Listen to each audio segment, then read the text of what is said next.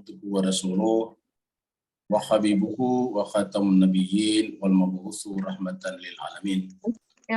Allahumma salli ala habibina wa syafi'ina wa maulana Abil Qasimil Mustafa Muhammad. Allahumma salli ala Muhammad. Allahumma salli ala Muhammad. Allahumma salli wa ala alihi wa sahbihi wa man tabi'ahum bi ihsanin ila yaumiddin. Bapak Ibu yang sama dimuliakan Allah SWT dimanapun berada, kita bersyukur kita bersua kembali dalam keadaan sehat walafiat. Dan pertemuan kita malam ini masih meneruskan surat Al-Waqiah kita, surat yang ke-56. Jemaah sekalian, kita akan membaca dan mentadaburi surat Al-Waqiah, surat yang ke-56. Ayat malam ini adalah ayat 70 sampai 80. Kita siapa yang sudah ada? Wahyudin. Oh, Wahyudin ada ya. Jemaah sekalian, karena Ustazuna Ustaz Wahyudin sudah bersama dengan kita, kita minta dengan segala hormat kepada beliau untuk memandu kita, membimbing kita membaca ayat suci Al-Quran. Dan karenanya kepada Ustazuna Ustaz Wahyudin Wahid, kita minta dengan segala hormat untuk memimpin kita membaca surat Al-Waqiah, surat yang ke-56 ayat 71 sampai 80. Kepada Ustaz Wahyudin Wahid dipersilakan dengan segala hormat. Assalamualaikum warahmatullahi wabarakatuh. Semoga sehat semua. Allahumma salli ala sayyidina Muhammad wa ali sayyidina Muhammad. Allahumma salli ala sayyidina Muhammad wa ali sayyidina Muhammad. Allahumma salli ala sayyidina Muhammad wa ajil farajah. Baiklah Ibu Bapak, kita lanjutkan tadarus kita, bacaan kita masih pada surah Al-Waqiah, yaitu ayat 71 sampai 80. A'udzu billahi minasy syaithanir rajim. Bismillahirrahmanirrahim. A'udzu billahi minasy syaithanir rajim. Bismillahirrahmanirrahim.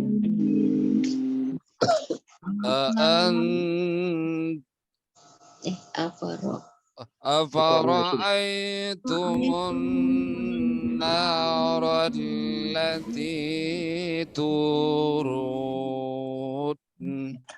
Afara'aytumun nara allati turun.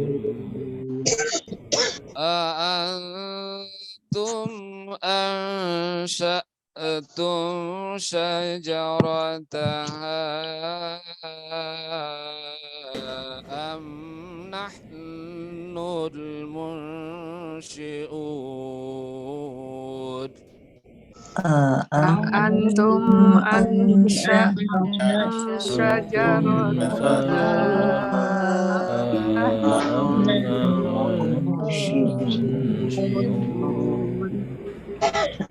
Nahnu ja'alnaha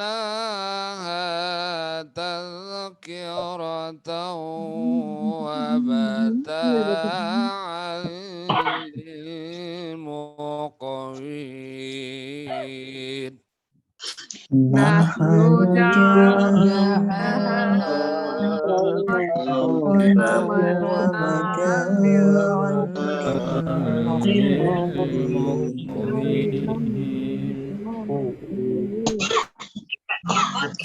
Fasabbih bismi rabbikal azim. Fasabbih bismi rabbikal azim. Fala أقسم بمواقع النجوم فلا أقسم النجوم وإنه لقسم لو تعلمون عظيم وإنه لقسم عظيم إنه لقرآن كريم إنه لقرآن كريم في كتاب مكنون في كتاب كتاب مكنون لا يمسه إلا المطهرون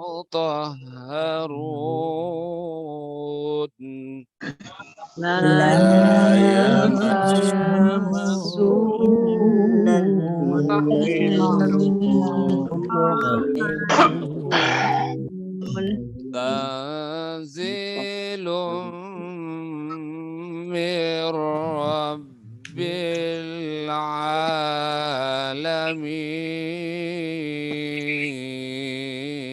العالمين تنزيل رب العالمين. صدق الله العلي العظيم صدق الله العلي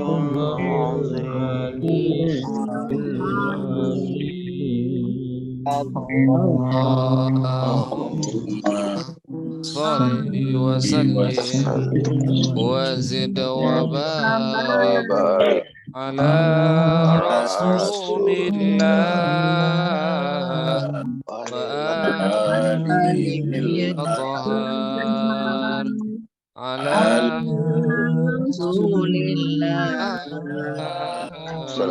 وآله الأطهار اللهم صل على محمد وآل محمد.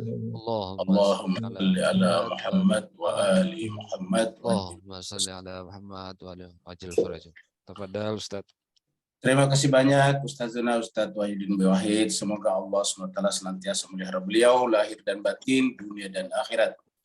Juga Bapak Ibu yang ikut membaca ayat-ayat suci Al-Quran, semoga Allah SWT menjadikan ayat-ayat yang Bapak Ibu tadi baca sebagai wasilah bagi Bapak Ibu. Allah berikan keberkahan dalam kehidupannya, lapangkan hidupnya, dimurahkan rezekinya, dan senantiasa terjaga sehingga setiap saat, setiap hari, selalu hanya mengatakan dan melakukan yang terbaik di sisi Allah Subhanahu wa taala. Bapak yang sangat berbahagia, kita teruskan surat Al-Waqiah kita, surat yang ke-56. Al-Waqiah artinya peristiwa besar ataukah hari kiamat. Ayat ini atau surat ini turun di Mekah dan karenanya disebutlah dengan surat Makkiyah. Kemudian jumlah ayatnya 96 ayat. Dan tadi kita sudah baca ayat 71 sampai 80. Jadi tinggal tersisa 16 ayat lagi, yaitu ayat 81 sampai 96. Jemaah sekalian, pada pertemuan terakhir kita sudah sampai di ayat 70 yang berbicara tentang air, yaitu bahwa ini adalah air sesuatu yang sangat penting dalam kehidupan kita. Dan dari mana sumbernya air? Semua orang pasti bersepakat. bahwa sumber air adalah dari samudra. Tapi yang menjadi masalah, samudra itu adalah airnya asin. Kita lihat dalam gambar, dalam foto kita ini, tambang garam itu adalah dari air laut. Ini adalah terjadi di tepi pantai. Air laut dialirkan masuk ke daratan, kemudian ditahan, kemudian air laut itu menguap, lalu kemudian terbentuklah kristal-kristal garam seperti ini. Jadi Bapak bisa bayangkan air laut yang ditahan sebesar ini bisa melahirkan garam sebanyak ini. Dapat kita bayangkan kalau kita minum air laut, itu pasti kandungan garamnya banyak sekali, seperti yang kita lihat pada foto kita ini. Yang menjadi masalah ialah kok kenapa pada saat air itu dari samudra yang asin begitu turun dalam bentuk hujan kok semuanya tawar. Tidak ada sama sekali kandungan garamnya. Tidak ada sama sekali rasa asinnya sesedikit apapun. Tidak ada unsur garam di dalamnya. Sebabnya adalah karena terjadi penguapan. Pada saat terjadi penguapan, yaitu air yang tadinya cair berubah menjadi gas. Dan pada saat berubah menjadi gas, maka unsur garamnya tidak ikut. Yang ikut hanyalah hidrogen dan oksigennya saja, yang kemudian nanti di udara, kemudian berjumpa kembali awan-awan yang merupakan kumpulan hidrogen dan awan-awan yang merupakan kumpulan oksigen. Terjadi apa yang disebut para ilmuwan dengan kondensasi, sehingga kemudian turun kembali menjadi air dan kemudian menyirami daratan kita, tersimpan di bumi kita, dan kemudian kita alirkan masuk ke rumah-rumah kita menjadi memenuhi kebutuhan kita sehari-hari, baik untuk mandi ataupun untuk kebutuhan makan minum kita. Jadi prosesnya begitu panjang, jemaah sekalian. Nah, kita sebentar lagi akan bicara tentang Al-Quran. Apa itu Al-Quran? Al-Quran itu satu, hakikatnya dari Allah. Allah adalah samudra wujud. Tidak ada satupun yang ada kecuali karena Allah yang maha ada. Jadi samudra ada adalah Allah. Tidak ada yang ada kecuali Allah yang maha ada. Jadi semua yang ada diadakan oleh Allah. Kalau dalam bahasa Arab, semua selain Allah hanyalah maujud. Wujud, bukan maujud, wujud hanya satu, yaitu Allah. Semua yang ada ini adalah maujud. Artinya diwujudkan, diadakan. Tidak akan ada kalau tidak diadakan oleh yang maha ada. Allah yang maha ada kita sebut tadi dengan samudra wujud. Kemudian ketika Al-Quran itu turun kepada kita menggunakan bahasa Arab. Pertanyaannya, apakah Tuhan hanya bisa berbahasa Arab? Jawabannya tidak. Bahasa Arab sebetulnya adalah bahasa manusia. Bahasa kumpulan orang-orang ataukah komunitas yang tinggal di sebagian wilayah di Timur Tengah, Jazirah Arab. Yang namanya bahasa adalah bentukan budaya, kultur. Sehingga di dalamnya bercampur baur kata-kata yang baik dan kata-kata yang buruk. Seperti samudra bercampur antara tawar dan asin.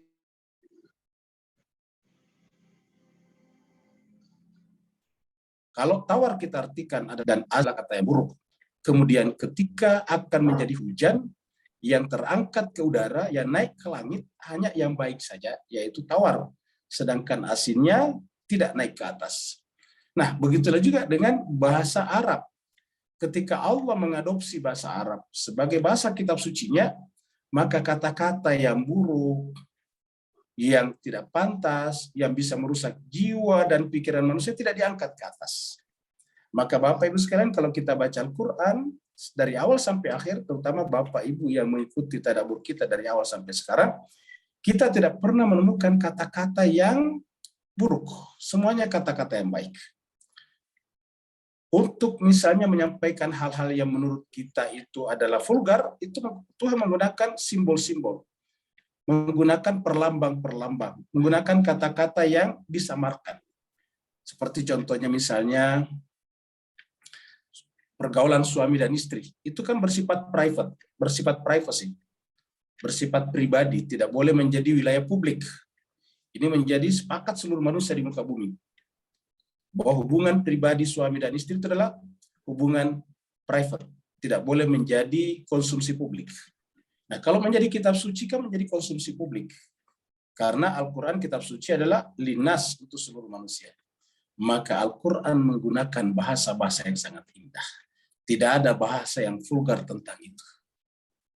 Misalnya dalam surat Al-Baqarah, surat yang kedua yang berbicara tentang puasa, dikatakan lailatas syamir rafasu ila nisaikum uhillalakum lailatas syamir rafasu ila nisaikum. Di malam hari dihalalkan bagi kalian rafasu ila nisaikum, untuk rafas, untuk bersama dengan istri pasangan kalian. Menggunakan bahasa yang sangat indah. Di tempat lain di Al-Baqarah dikatakan bahwa nisaukum harsulakum fa'tu anna syi'tum. Istri kalian adalah bagaikan ladang bagi kalian. Maka datangilah kapan, menggunakan kata-kata fa'tu, datanglah kepadanya kapan kamu inginkan. Itu kan bahasa-bahasa yang sangat halus, yang sangat indah. Dan banyak lagi yang lain.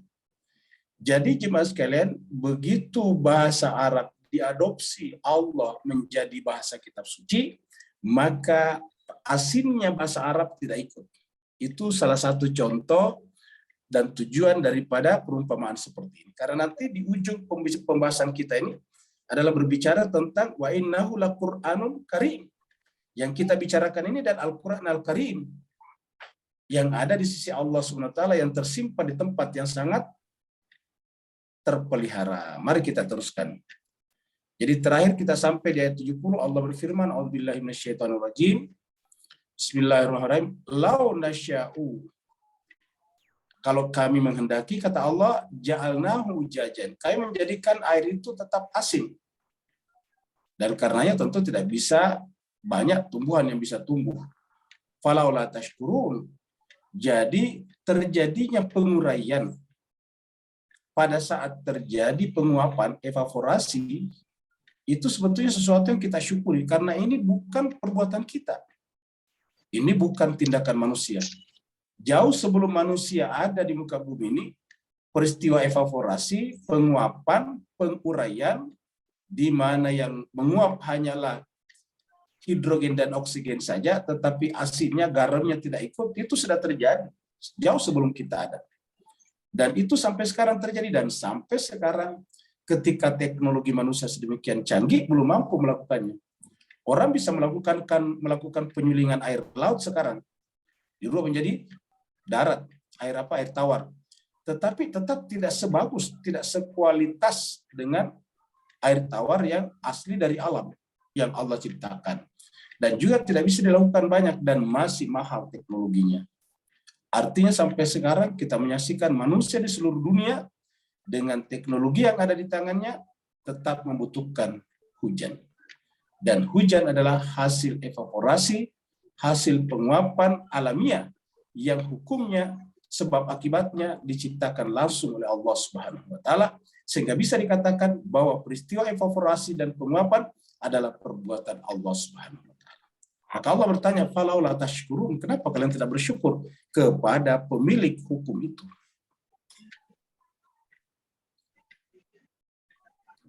Coba Bapak Ibu sekalian kita lihat ini gambar di layar kita. Itu ada batang korek. Batang korek itu adalah kayu. Kayu itu tumbuh dari mana? Dari tanah dan air. Tapi kok bisa tiba-tiba keluar api padanya? Bisa keluar api dari kayu yang aslinya itu adalah terbuat dari tanah dan air. Kadar airnya tinggi sekali. Dan kalau api ini kemudian kita tiup, dia hilang. Jadi kehidupan ini seperti api. Dia ada, lalu kemudian begitu ditiup, hilang. Kebetulan lagi, bukan kebetulan sebetulnya, tapi Tuhan menggunakan kata-kata ditiup juga. Pada saat alam semesta akan kiamat, dan al-waqiah salah satu maknanya adalah kiamat, adalah wa nufikha fis suri. Dan ditiuplah sangkakala. Nufikha itu ditiuplah sangkakala. Jadi ketika ditiup sangkakala, ibaratnya seperti alam semesta ini adalah api yang begitu ditiup, langsung hilang begitu saja. Karena begitu ditiup ini api akan hilang begitu saja. Tetapi pada saat yang sama, api itu juga bisa memberikan manfaat pada diri kita, pada kehidupan kita. Karena kalau tidak ada api, kehidupan kita tidak bisa berjalan juga. Ingat jemaah sekalian berbahagia, kita sekarang, dunia sekarang ribut karena bahan bakar minyak naik, oil, fuel. Tanpa kita rasakan itu sebetulnya api. Jadi yang kita perkarakan itu sebetulnya adalah api. Nah, makanya namanya bahan bakar. Karena itu adalah bahan yang akan berubah jadi api. Setiap yang namanya kendaraan kita, engine kita itu punya perapian namanya. Jadi sistem perapian itulah yang menyebabkan kendaraan kita berjalan. Kalau sistem perapian itu tidak jalan kendaraan kita. Jadi api bukan hanya untuk memasak makanan kita, tapi api juga untuk menggerakkan seluruh sektor industri kita, termasuk mobilitas kita. Kita tidak ada mobilitas kalau tidak ada api. Bahwa nanti akan ada mesin listrik, iya. Tetapi listrik tidak bisa diisi, baterai listrik tidak bisa diisi kalau tidak ada pembangkit tenaga listrik. Pembangkit tenaga listrik itu adalah sebetulnya juga adalah penyimpan tenaga api. Cobalah kita lihat di sini jemaah sekalian. Jadi ini adalah kayu yang besar, kemudian dibakar, lalu kemudian tiba-tiba keluar api daripadanya. Pada saat jemaah sekalian kita pegang itu batang kayu, dahan ranting kayu, kita tidak pernah merasakan ada panas daripadanya. Tapi kok begitu tersambar oleh api bisa keluar api padanya? Aslinya tadi sambarannya kan sedikit. Coba kita lihat tadi korek api, itu kan apinya sedikit. Tapi begitu disulutkan kepada kayu dan kemudian menyebar kemana-mana, artinya jadi membesar. Jadi artinya yang tidak ada tadi apinya kok tiba-tiba berubah jadi api. Ini adalah caranya Tuhan mengajari kita tentang apa? Mari kita lihat. Allah berfirman di dalam ayat 71 yang kita baca tadi. Afara'aitumun nar allati turun. Jadi api pun Allah minta kita memperhatikannya. Jadi berdasarkan ayat-ayat Al-Quran, semua hal bisa menjadi objek perhatian kita. Untuk apa? Untuk berenung tentang sumber dari segala-galanya. Tentang air, Tuhan berfirman juga, apakah kalian tidak perhatikan air yang kalian minum? Kita sudah bahas sebelumnya. Apakah kalian tidak perhatikan dari mana kalian diciptakan? Apakah kalian tidak perhatikan bagaimana onta itu diciptakan? Dan seterusnya. Bagaimana gunung ditinggikan, bagaimana bumi dihamparkan, itu berkali-kali Tuhan berbicara seperti itu. Artinya semua entitas, semua hal bisa menjadi objek pertanyaan afara'aitum. Cuma di ayat ini adalah khusus an-nar. Afara'aitumun nar. Apakah kalian tidak memperhatikan an-nar? Dan kalau kita perhatikan ayat Al-Quran dari awal sampai sekarang, setiap berbicara tentang neraka, itu juga berbicara tentang api. Jadi neraka itu ini adalah an-nar. Jadi kalau kita bicara neraka pasti nar. Ya. Jadi dalam Al-Quran itu kata neraka disebut nar, api. Jadi Allah mengatakan afara'aitumun nar allati turun. Apakah engkau tidak perhatikan api yang kalian nyalakan? Jadi ayat ini secara zohirnya bisa kita lihat bahwa api itu, neraka itu bukan Tuhan yang menyalakannya, tapi kita. Ini kalau kita bawa kepada neraka. Tetapi ayat ini dan ayat selanjutnya bukan hanya berbicara tentang api neraka, tapi berbicara tentang api secara keseluruhan. Afara'aitumun nar allati turun. Apakah kalian tidak memperhatikan an-nar, yaitu api yang kalian nyalakan. An-nar kita sebutkan tadi adalah neraka juga. Nar itu disebut dengan neraka. Dalam Al-Quran dikatakan, wa in kuntum fi raibin mimma nazzalna ala abdina fa'tu bi suratin min mislih wa da'u syuhada'akum min dunillahi in kuntum shadiqin. Fa in lam taf'alu wa lan taf'alu fattaqun nar allati maka takutlah kepada nar uiddat lil kafirin, yang disiapkan, yang dinyalakan untuk orang-orang menolak kebenaran. Waquduhan nas wal hijara. Wattaqun nar allati waquduhan nas wal hijara uiddat lil kafirin. Maka bertakwalah, takutlah kepada an-nar, disebutkan an-nar, yang bahan bakarnya dari manusia dan batu. Kenapa manusia, jemaah sekalian? Manusia itu dalam pengertian caranya manusia hidup akan melahirkan api bagi dirinya. Dan disebut batu karena jiwa manusia itu sebetulnya aslinya adalah tidak membatu. Jiwa manusia itu artinya fleksibel. Aslinya jiwa itu kalb itu adalah fleksibel, lentur. Tetapi kemudian ketika jiwa itu membatu, kehilangan fleksibilitasnya, kehilangan kemampuannya untuk toleran terhadap perbedaan dan sebagainya, maka dia menjadi membatu. Nah, hati yang membatu itulah yang membakar diri kita sendiri. Jadi dikatakan waquduhan nasu wal hijara. An-nasu wal hijara. An-nas manusia. An-nas itu adalah bentuk jamak, artinya kita dipengaruhi oleh lingkungan sekitar kita. Yang kedua adalah al-hijara karena jiwa kita membatu.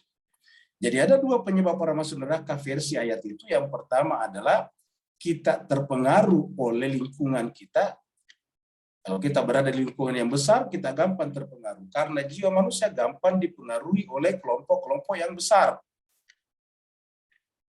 Yang kedua, kita sendiri memang punya hati, kita punya jiwa. Jiwa kita sendiri terkadang bersifat egoistik. Egoistik itu hanya mau menang sendiri. Ketika mau menang sendiri, dia kehilangan fleksibilitas dan kelenturannya. Pada saat jiwa kehilangan fleksibilitas dan kelenturannya, dia menjadi keras seperti batu namanya. Wal hijarah. Makanya dikatakan uiddat lil kafirin. Apa itu al kafirin? Yang menolak kebenaran. Karena kebenaran itu hanya bisa kita capai apabila satu, kita menjadikan kebenaran itu sebagai objektif tertinggi, bukan kebanyakan, tapi kebenaran. Bukan kebanyakan, bukan banyak, bukan majority, tetapi yang benar.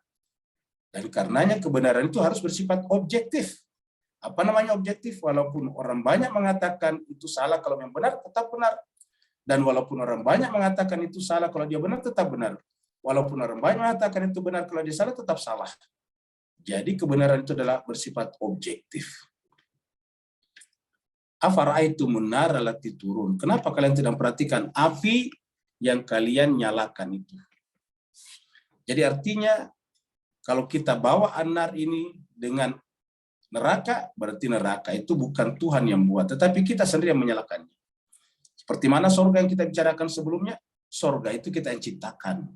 Bukan Tuhan, kita yang menciptakannya. Kenapa? Karena aslinya diri kita sudah diciptakan dalam keadaan sorga sebetulnya. Jiwa kita itu adalah taman yang indah. Namanya fitrah. Jadi aslinya kita adalah taman yang indah. Lalu kemudian ketika kita merusaknya, sama dengan hutan, sama dengan taman yang kemudian kita rusak, kita bakar dan sebagainya. Coba kita lihat jemaah sekalian, derasnya air turun dari langit. Dan dengan air inilah lalu kemudian tumbuh-tumbuhan tumbuh yang tadi menjadi bahan bakar api. Karena tadi kan kayu menjadi bahan bakar api tadi. Dan kayu itu tidak bisa tumbuh kalau tidak ada air seperti ini. Seperti kita lihat ini. Jadi di sebuah wilayah yang curah hujannya tinggi pasti akan subur hutannya. Tapi di wilayah yang curah hujannya rendah, maka pasti juga akan kerontang, akan menjadi tandus. Nah, kita lihat di sini kenapa begitu rindang, begitu hijau, begitu pohon-pohonnya jadi besar. Karena curah hujannya tinggi. Coba kalau kita pergi ke negara-negara Timur Tengah misalnya, yang curah hujannya sangat rendah, itu susah kita menemukan pohon besar seperti ini. Apalagi hutan belantara tidak akan ada. Yang ada adalah tandus di mana-mana. Yang ada adalah pasir. Apa sebabnya? Karena tidak ada air. Jadi bisa kita simpulkan bahwa yang menjelma menjadi pohon yang besar itu adalah sebetulnya dari air. Karena kalau tidak ada air tidak bisa menjadi pohon yang besar. Tapi Allah bertanya, "A'antum ansya'tum syajarataha am nahnul munsyi'un?" Tentang api tadi, tentang kayu tadi, tentang kayu yang kita jadikan sebagai bahan bakar api tadi di permulaan pembahasan kita, siapakah yang menumbuhkannya, kata Allah. Antum ansya'tum syajarataha. Apakah kalian yang mempunyai kehendak? Ansya itu sebetulnya dari kata insya, kehendak. Apakah kalian yang punya inisiatif, yang punya kehendak untuk menumbuhkannya? Kita katakan kalau kita yang menumbuhkan, punya kehendak menumbuhkan pohon itu, tentu tidak ada wilayah di dunia, di bumi ini yang tidak punya pohon-pohonan. Pasti semuanya senang. kalau banyak pohonan. Tapi faktanya ada beberapa wilayah yang susah tumbuh pohon-pohonan, padahal mereka menghendaki pohon-pohonan seperti itu. Maka Allah mengatakan antum ansyatum syajarataha. Dari fenomena di muka bumi tadi, kita bisa simpulkan bahwa pohon itu bukan kita yang menumbuhkannya. Allah mengatakan amnahnul munsyun, atau kami yang menumbuhkannya. Kata kami artinya include di dalamnya hukum alam sebab akibat. Jadi hukum sebab akibat Allah ciptakan sebagai amarnya, sedangkan pohon-pohon sebagai khalqnya. Kita sudah bahas bahwa Allah itu punya dua hal. Lahul khalqu wal amru.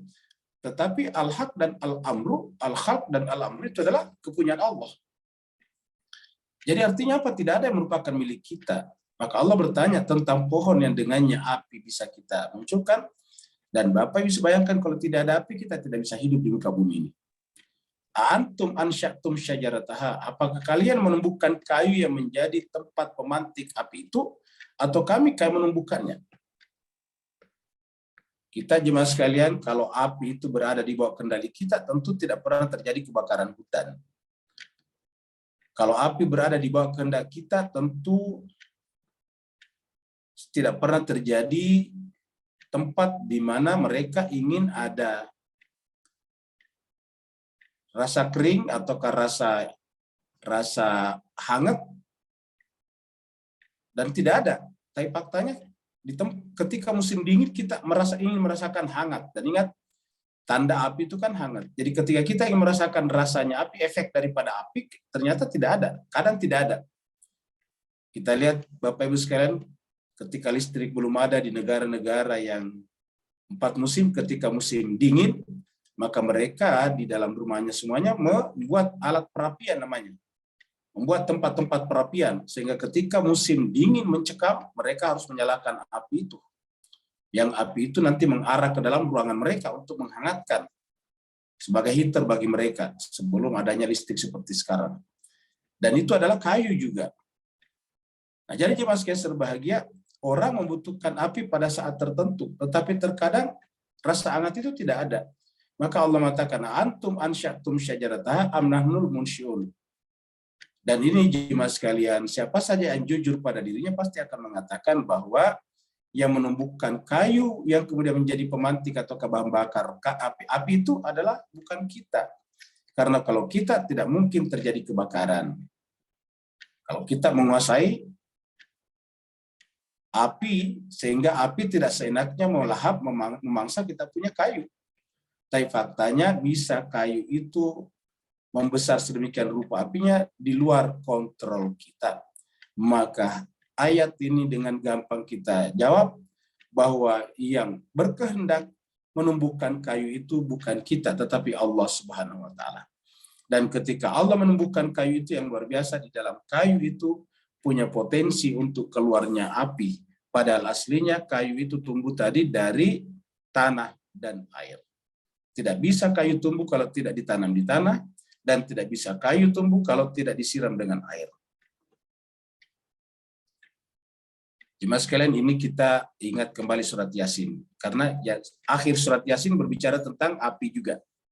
Kalau Bapak Ibu sekalian masih ingat surat Yasin, kita sudah lewati surat Yasin, surat 36. Sekarang kita sudah ayat surat 56. Jadi sudah 20 surat yang lalu. Ya, selisihnya kita. Tapi di akhir surat Yasin juga ada kata-kata seperti ini. Ada 3 ayat yang kita kutipkan dari surat Yasin, yaitu di akhir surat Yasin tiba-tiba ada orang berkata, siapakah yang menghidupkan kami setelah kami sudah menjadi tulang belulang seperti ini? Jadi sudah jadi tulang belulang, coba kita lihat sudah menjadi berserakan seperti ini. Tidak akan ada manusia manapun yang bisa melakukan ini. Coba kita rajut kembali tulang belulang ini.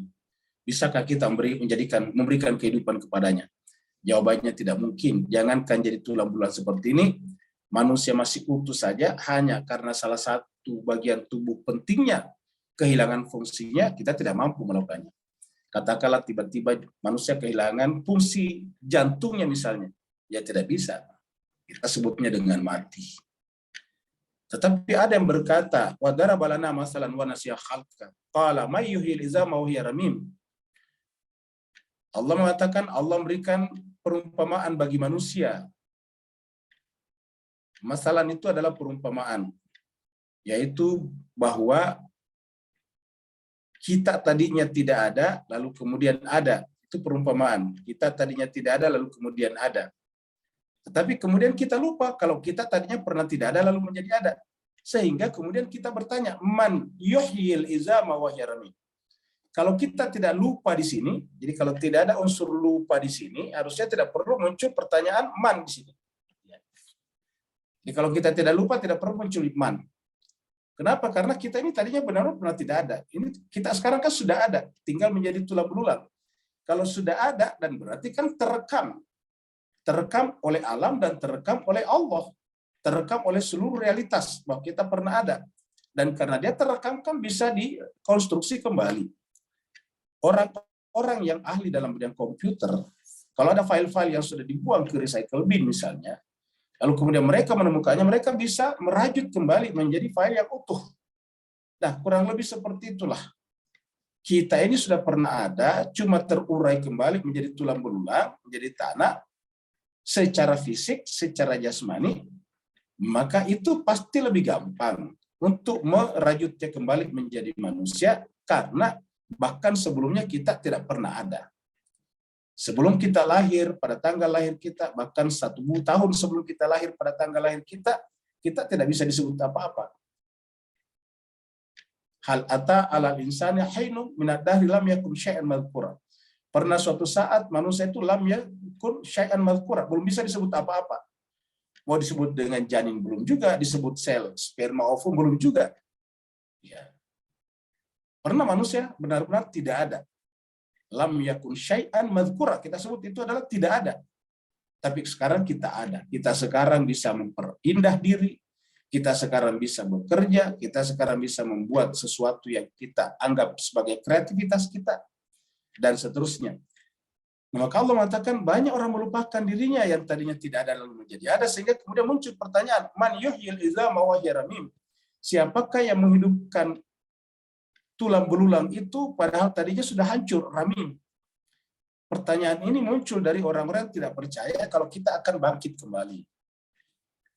Maka Allah membikinkan perumpamaan-perumpamaan bahwa kita adalah tadinya dari tanah seperti ini. Lalu kemudian menjadi manusia. Qul, katakanlah Muhammad. Yuhyi alladzi ansha'a awwal marrah. Yang menghidupkan nanti kalian kembali adalah dia yang menghidupkan kalian di awal kali.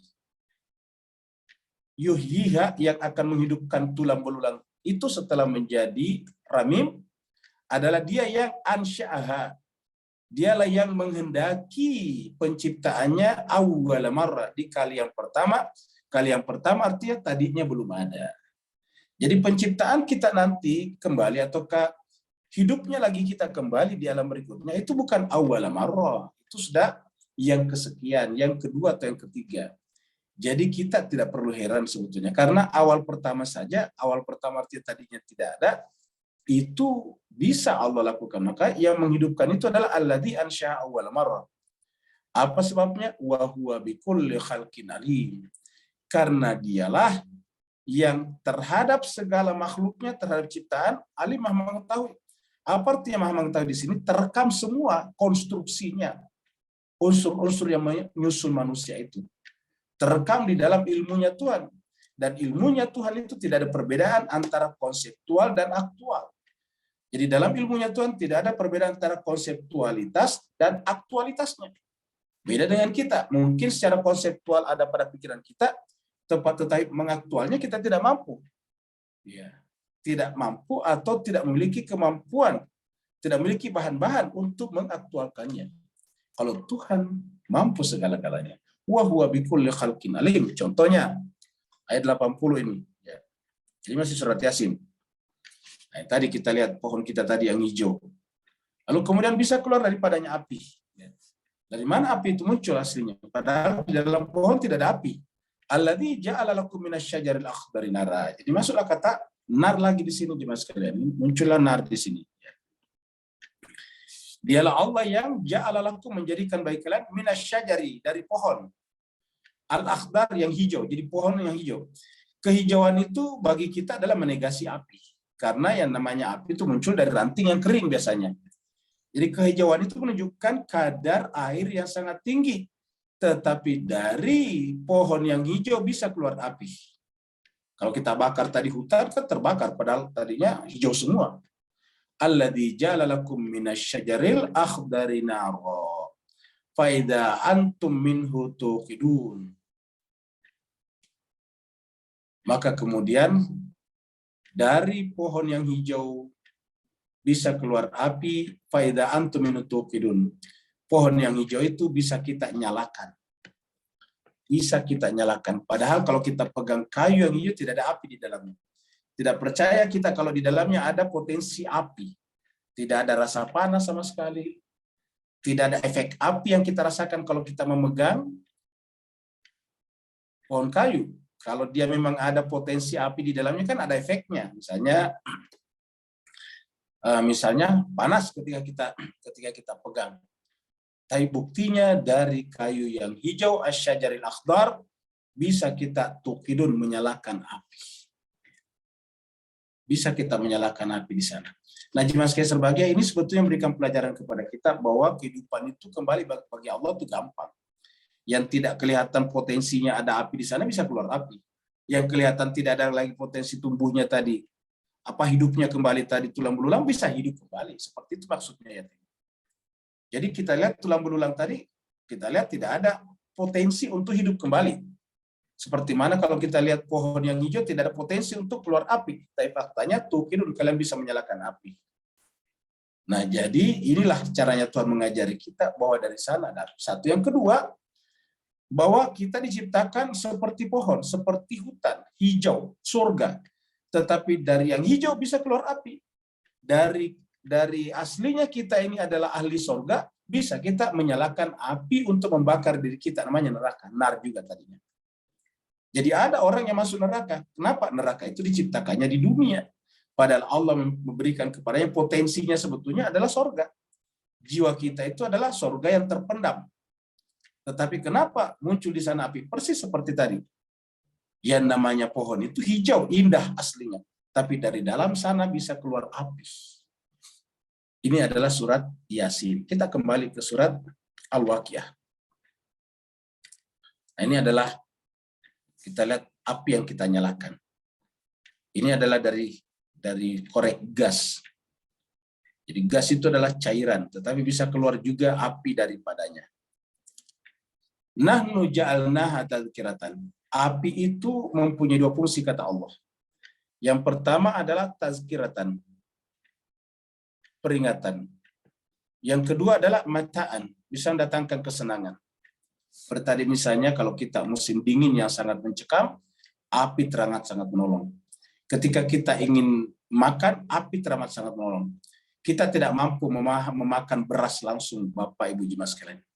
Kita tidak bisa memakan singkong, ubi kayu langsung. Kita butuh melembutkan mereka, dan untuk melembutkannya diantaranya dengan memasak. Beras supaya menjadi lembut, dia harus dimasak. Gandum supaya lembut, dia harus dimasak. Dan seterusnya. Maka Allah mengatakan, nahnu ja'alnaha tazkiratan wa mata'an. Jadi haknya kembali kepada api tadi, kami yang menjadikan api itu punya dua fungsi. Pertama adalah peringatan. Peringatan artinya bahwa api itu panas. Kalau kita ciptakan api, lalu kemudian membakar diri kita akan menjadi menderita. Jadi penderitaan itu sebetulnya adalah datang belakangan. Kenapa? Karena aslinya tadi pohon yang hijau. Tapi kemudian kalau kita nyalakan api bisa membakar diri kita, penderitaan datang. Jadi penderitaan datang setelah kita menyaksikan hijaunya pohon. Menyaksikan hijaunya pohon kan melahirkan kedamaian. Penderitaan datang belakangan. Tetapi pada api juga bisa mendatangkan kesenangan. Kita tahu jemaah sekalian, bahkan Nabi Musa alaihissalam dipanggil oleh Allah SWT ke Gunung Tursina, itu tanda yang diberikan kepadanya adalah api, nar juga di atas Gunung Tursina. Sehingga kemudian Nabi Musa mengatakan kepada keluarganya, tinggallah di sini, saya akan pergi mendatangi api itu. Jadi apilah dijadikan Allah sebagai kode, sebagai signal untuk memanggil Nabi Musa ke Gunung Tursina. Jadi pada api itu ada dua macam, ada tazkirah dan ada mata. Untuk siapa? lil muqwin. Matanya itu atau kata tazkiranya adalah lil muqwin. Siapa itu lil muqwin? Kalau di sini diterjemahkan musafir, dari muqwin itu bisa juga dari kata kawa, kuah. Kuah itu kuat. Jadi orang yang ingin memperkuat jiwanya, maka api itu perlu. Contohnya Nabi Musa tadinya akan menjadi nabi, itu melalui signal kode indikator api. Jadi dengan api itu kita bisa mengingatkan diri kita bahwa api mendatangkan penderitaan kalau kita pegang, sehingga kita menghindari api menjadi liar. Tetapi api juga mendatangkan kesenangan kapan? Kalau dia berada di bawah kontrol kita, under kontrol kita. Maka jemaah sekalian berbahagia, jangan sampai api itu menjadi liar. Api harus berada di bawah kontrol kita. Api itu dan karenanya bisa diibaratkan dengan hawa kita.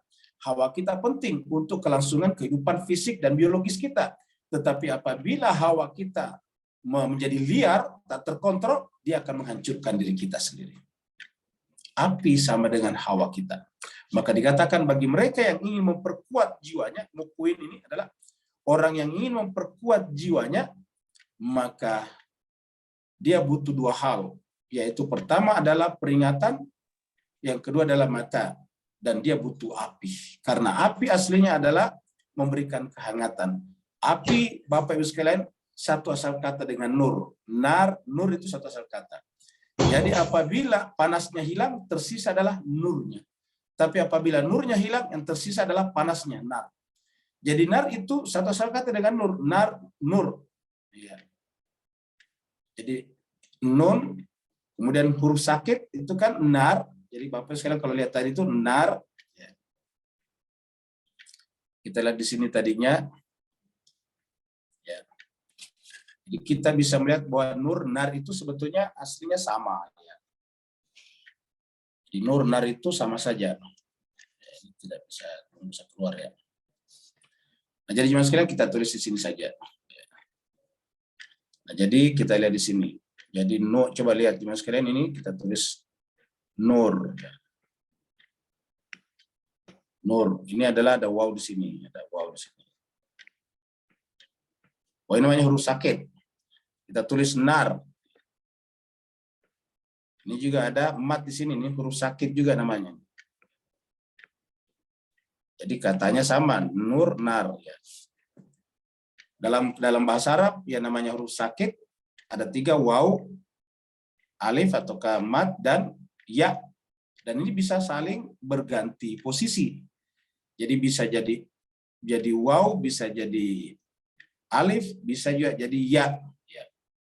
Ada kata-kata niran juga. Niran itu bentuk jamak daripada nur, nar. Nar itu nir. Jadi nur cahaya, nar adalah api. Nah, apa artinya jemaah sekalian?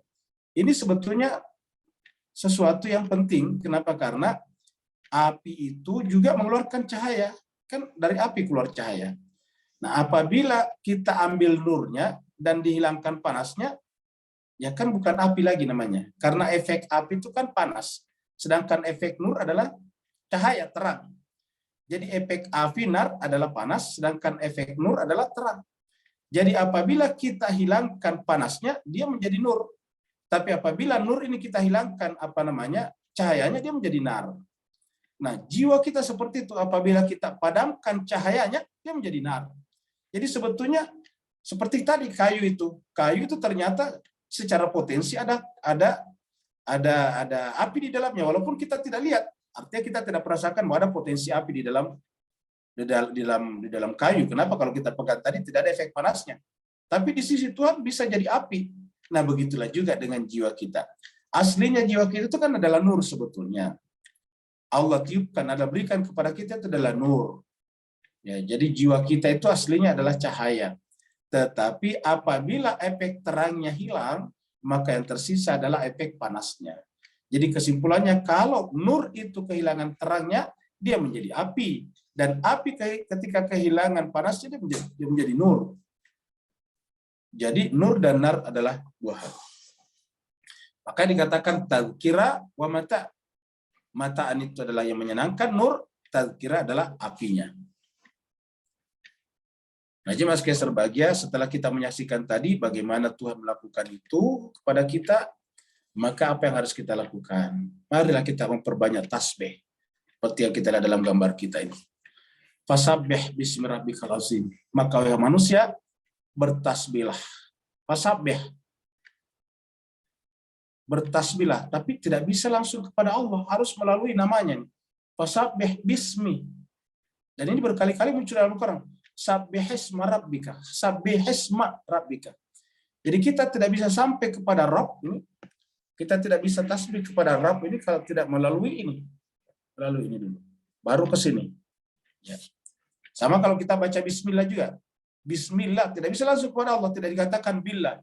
Billahirrahmanirrahim, tidak begitu. Padahal di dalam Al-Qur'an juga kan ada kata billah. La haula wala quwata illa billah. La quwata illa billah. Tidak menggunakan la quwata illa bismillah, tidak ada. Dan ketika berbicara tentang basmalah di dalam Al-Quran itu selalu bismillahirrahmanirrahim, bukan billahirrahmanirrahim. Jadi untuk sampai kepada Allah harus ada melalui isim. Dan fasabbih bismi. Yang harus kita tasbihkan, sucikan pertama adalah namanya. Artinya kita menemukan nama yang suci ini, yang kemudian mengantarkan kita kepada Rabb. Karena Rabb ini adalah rahasia dari segala rahasia, kita tidak mampu menjangkaunya kecuali melalui insan kamil, manusia suci yang diutus kepada kita. Maka menemukan orang ini isimnya ini adalah menjadi mutlak untuk sampai kepada Allah SWT. Maka fasabbih bismi rabbik. Iqra juga, iqra bismi rabbik. Sama. Jadi ketika kita membaca, sebetulnya yang pertama kita temukan adalah isim Tuhan. Namanya. Nama Tuhan itu siapa? Kalau cuma tulisan nama kan tidak punya makna. Nama itu pasti ada substansinya. Jadi tidak pernah ada nama tidak punya substansi. Kita misalnya mengatakan kata nama kayu, pasti kan ada kayu. Kita menyebut tadi cahaya, kan ada cahaya. Nama itu kan kata benda. Isim itu adalah kata benda. Itu adalah sekaligus juga memang nama, karena namanya nama hanya diberikan kepada kata benda. Artinya kalau ada nama pasti ada bendanya. Ulangi, kalau ada nama ada bendanya. Jadi ketika dikatakan nama pasti ada bendanya. Bendanya siapa? Tuhan, bukan, karena ini adalah Rabb di sini. Kata-kata ismi rabbik itu artinya bukan Tuhan, tetapi namanya. Kalau kita katakan kunci mobil, ya bukan mobil kuncinya. Kalau kita katakan pintu rumah, berarti bukan rumah, tapi pintunya. Nah, begitu ya. Fasabbih bismi rabbik al-azim. Jadi kita disuruh bertasbih supaya sampai kepada Allah SWT melalui namanya ini.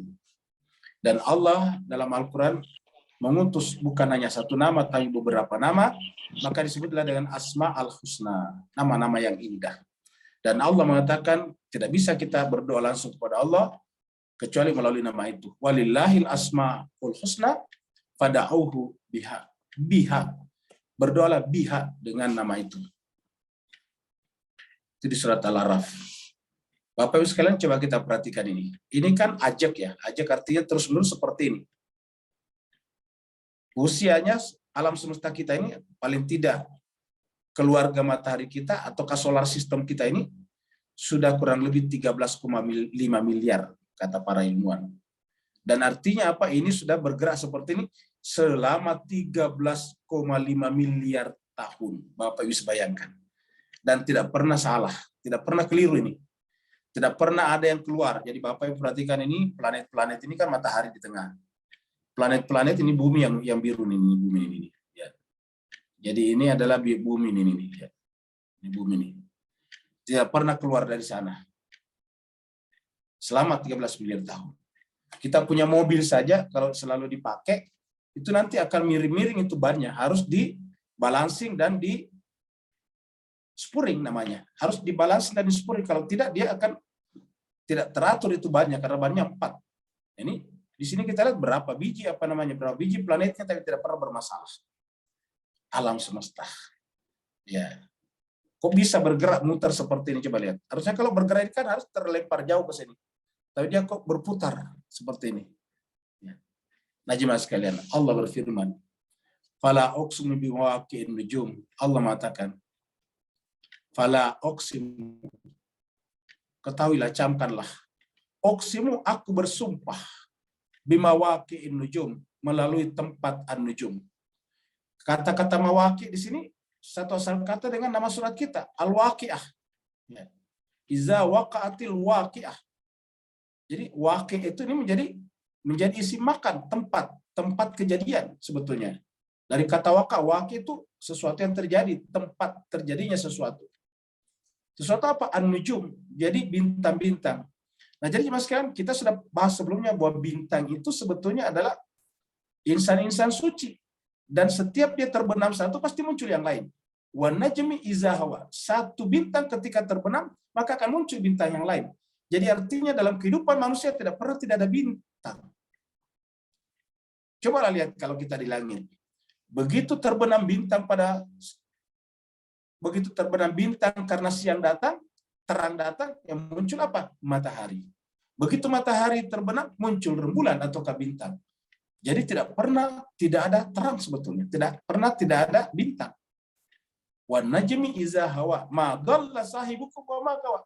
Jadi begitu terbenam satu bintang, muncul bintang berikutnya, itu diceritakan di situ adalah Nabi Muhammad. Wan najmi iza hawa, begitu terbenam satu bintang, maka muncul bintang berikutnya, itu Muhammad bin Abdullah. Ma dhalla sahibukum wa ma gawa wa ma yantiqu anil hawa in huwa illa wahyun yuha. Bintang itu adalah bintang yang jiwanya adalah cahaya murni tadi. Tidak ada efek panasnya. Tidak ada efek panasnya. Kalau kita lebih besar efek panasnya daripada terangnya, sehingga kita bisa terhantarkan masuk ke dalam neraka. Jadi apa tadi efek panasnya? Hawa tadi. Sedangkan Muhammad ma dhalla sahibukum wa ma gawa. Apa sebabnya? Karena wa ma yantiqu anil hawa. Pengaruh hawa tidak ada pada dirinya, artinya efek panasnya tidak ada sama sekali. Apinya sudah tidak ada dalam pengertian panas. Yang ada adalah nurnya. Ingat tadi, nur sama. Asal katanya. Wa ma yantiqu anil hawa. Jadi la uqsimu bimawaqi'in nujum. Aku bersumpah dengan tempat terjadinya nujum. Wa innahu, dan sesungguhnya dia laqasamun law ta'lamuna azim. Wa innahu, dan sungguhnya sumpah itu adalah laqasamun, benar-benar sumpah yang besar, yang sangat penting. Lau ta'lamuna azim, kalau kalian mengetahui azim itu tadi. Lau ta'lamuna azim, kalau kamu tahu apa makna kata azim. Jadi sebagai sumpah apa kira-kira yang kita bicarakan di sini? Kita akan lihat seterusnya. Ini adalah Lauhul Mahfuz. Bapak Ibu sekalian, mayoritas kita umat Islam kalau bicara tentang Lauhul Mahfuz apa? Kita biasanya membayangkan di sisi Tuhan sana. Di mana kita tidak tahu, katanya di arasnya Tuhan. Di alam semesta kan tidak mungkin. Alam semesta ini kan materi. Iya. Lalu di mana Lauhul Mahfuz? Jemaah sekalian, kita lihat hanya ada dua yang kita bisa sadari manusia. Pertama alam semesta, dan yang kedua diri kita. Bisakah kita memikirkan, membayangkan Tuhan itu berada di planet-planet yang sana, berada di galaksi yang sana, yang jauh di sana, yang jaraknya 3 juta tahun cahaya dari tempat kita ini? Jawabannya tentu tidak bisa. Karena sejauh apapun planet itu tetap dia benda materi. Dia terikat oleh ruang waktu. Dan kalau Tuhan ada di sana, berarti Tuhan terikat oleh ruang waktu. Dia punya jarak dengan kita. Lalu di mana aslinya Tuhan? Hanya dua kemungkinan. Kalau tidak di alam, pada diri kita. Maka Allah mengatakan, sanurihim ayatuna fil afaqi wa fi anfusihim. Tetapi yang pertama kita bisa sadari adalah diri kita. Karena kita tidak bisa menyadari alam semesta kalau kita tidak menyadari diri kita. Adakah yang bisa menyadari semesta kalau tidak menyadari dirinya? Contohnya, hewan-hewan. Bisakah menyadari semesta di sekitarnya? Tidak, karena dia tidak memiliki kemampuan menyadari dirinya. Satu. Yang kedua, orang gila. Bisakah menyadari semesta? Jawabannya tidak bisa, karena dia tidak menyadari dirinya sendiri. Orang gila jangan menyadari semesta, menyadari saja lingkungan di sekitarnya dia tidak tahu, melihat rumahnya dan sebagainya tidak bisa tahu lagi. Jadi hanya orang yang menyadari dirinya yang bisa menyadari semesta. Berarti kita bermula dari diri kita. Ketika Allah mengatakan sanurihim ayatina fil afaqi wa fi anfusihim, kami tunjukkan kepada manusia ayat-ayat kami di dalam alam semesta dan di dalam dirinya, annahul haq, bahwa itu adalah kebenaran yang kita bisa baca dalam Fussilat ayat 53, menunjukkan bahwa startnya dari diri kita. Nah, ketika kita start dari diri kita, baru kita di sana bisa tahu adanya Tuhan. Jadi dari manakah pengetahuan kita tentang Tuhan? Dari kesadaran diri kita. Dengan demikian menyadari diri kita pada hakikatnya menyadari Tuhan. Di dalam sebuah hadis yang dikatakan man arafa nafsahu faqad arafa rabbah. Siapa yang mengenal dirinya akan mengenal Tuhannya. Siapa yang eling akan dirinya, dia akan eling akan Tuhannya. Apa sebabnya? Karena manusia dan Tuhan sebetulnya tidak terpisahkan. Manunggaling kawulo lan Gusti. Jadi manunggal menyatu antara manusia dengan Gusti. Nah, jemaah sekalian, kalau manunggaling kawulo lan Gusti atau menyatu antara hamba dengan Tuhannya, karena Tuhan hanya bisa disadari oleh kesadaran manusia, maka kalau begitu di mana kalau lahir mahfuz? Jawabannya sederhana. Kalau kita sadari, berarti dalam diri kita juga. Nah, cuma persoalannya, Bapak Ibu jemaah sekalian, kita ini terlalu besar narnya daripada nurnya. Ya. Efek panasnya lebih besar. Ya. Makanya kita biasa orang manusia bersifat sadis. Kenapa? Ya, efek panasnya besar sekali. Bayangkan orang yang membunuh orang yang tidak bersalah, bahkan disebut sebagai khulafaur rasyidin, khalifah yang paling lurus, yang lurus, di bulan Ramadan, di malam-malam Lailatul Qadar, di waktu salat subuh, ketika khulafaur rasyidin itu atau khalifah rasyid itu sedang memimpin salat di bulan Ramadan di dalam masjid, tiba-tiba orang membunuhnya. Kan apa artinya? Artinya bahwa orang yang bunuhnya itu adalah ketika sedang sholat ini adalah orang yang benar-benar tidak ada lagi efek nur dalam dirinya. Semuanya yang ada hanyalah nar. Jadi yang ada dalam dirinya adalah nar, tidak ada lagi nur sama sekali. Nah, tapi sebaliknya para nabi, rasul dan orang suci di dalam dirinya adalah nur, tidak ada nar sama sekali. Jadi inilah masalahnya kita. Maka tugas kita beragama sebetulnya adalah meredam nar kita agar nur kita menjadi besar, menjadi aktual. Meredam hawa nafsu kita agar rasionalitas kita, akal pikiran kita menjadi muncul, aktual, actual. Nah, adakah orang yang benar-benar yang ada pada dirinya nur tidak ada? Yaitu tadi manusia suci. Dengan demikian lauh mahfuz yang teraktualisasikan sebetulnya adalah pada diri manusia suci. Dan pada diri jiwa mereka itu disebut dengan maknun nantinya terjaga dengan baik. Dan bahkan iblis sendiri mengatakan, saya tidak mampu menggodanya. Kenapa? Karena dia sudah sampai menjadi mukhlasun namanya. Inilah jemaah sekalian berbahagia. Jadi Bapak bisa lihat ini adalah ilustrasi kita angkat. Ini Bapak lihat ini adalah kitab, mushaf namanya. Pertanyaan, dari manakah mushaf ini? Dari manakah mushaf ini? Pertanyaan yang kita tanyakan dulu. Dari manakah mushaf ini? Dari langit? Tidak. Ya. Lalu dari mana? Dari jiwanya manusia suci, dari jiwanya Nabi kan? Jadi Al-Quran itu ada pada jiwanya Nabi, lalu Nabi mengucapkannya keluar dengan bahasa Arab yang ada pada jiwanya juga, yang tadi kita ibaratkan seperti evaporasi, dia kemudian ucapkan keluar dalam bentuk kata-kata, kalimat-kalimat, kemudian didengar, dihafal, dicatat oleh orang-orang di sekitarnya, sahabat-sahabat di sekitarnya, lalu kemudian dibuatlah namanya mushaf ini. Jadi sebelum jadi mushaf apa? Dia adalah dalam jiwa. Jiwa yang terpelihara. Ketika dia berada dalam jiwa yang terpelihara, namanya lauh mahfuz sebetulnya. Ya. Jadi inilah jiwa yang suci sebetulnya. Ini adalah nur murni, tidak ada narnya. Dan karenanya bisa keluar kebenaran dari sini. Ini adalah mushaf. Jadi yang kita lihat mushaf ini kita baca, itu sebetulnya sekunder. Kedua, yang pertama adalah ini. Makanya jemaah sekalian tidak mungkin kita memuliakan ini kalau tidak memuliakan ini. Ya. Maka siapa yang memuliakan yang membaca tidak memuliakan ini, inilah yang dikatakan dalam Al-Quran mahjura. Jadi Al-Quran apa yang disebut dengan mahjur dalam Al-Quran? Al-Quran kan ada di dalam surat Al-Furqan yang biasa kita kutip ayat 30 di mana Nabi berkata, ya, wa qala Rasul ya Rabb inna qaumi ittakhadhu hadzal Qur'ana mahjura. Nabi berkata, ya Allah, ya Tuhan kami, sungguhnya kaumku, umatku telah menjadikan Al-Quran itu mahjur. Al-Quran mana yang dimaksud? Kalau Al-Quran ini faktanya tidak, ini dipakai, dibaca semua umat Islam. Tetapi kenapa ada dalam surat Al-Furqan ayat 30 mengatakan, ya Rabbi inna qaumi ittakhadhu hadzal Qur'ana mahjura. wahai Tuhanku, kaumku, umatku menjadikan Al-Quran mahjur, dijauhi. Sementara ini kan kita tidak jauhi. Ini kita baca, bahkan ada di handphone kita sekarang, ada di seluler kita sekarang. Ada yang sampai 5, bahkan 10 aplikasi Quran di handphonenya. Ada di rak-rak buku kita sekarang, ada di rumah-rumah kita sekarang, mushaf Al-Quran. Lalu kenapa dikatakan mahjur? Nah, yang disebut mahjur di situ pasti bukan ini, Bapak Ibu jemaah sekalian. Mahjur adalah ini, jiwa manusia suci. Yang nanti dikatakan ini yang terjaga sebetulnya. Innahu laqur'anun karim. Nah, itu tadi. Jadi yang tersimpan itu adalah Al-Qur'anul Karim, itu adalah Al-Qur'an yang mulia. Di mana tersimpannya? Fi kitabin maknun. Di dalam kitab yang terjaga dengan baik.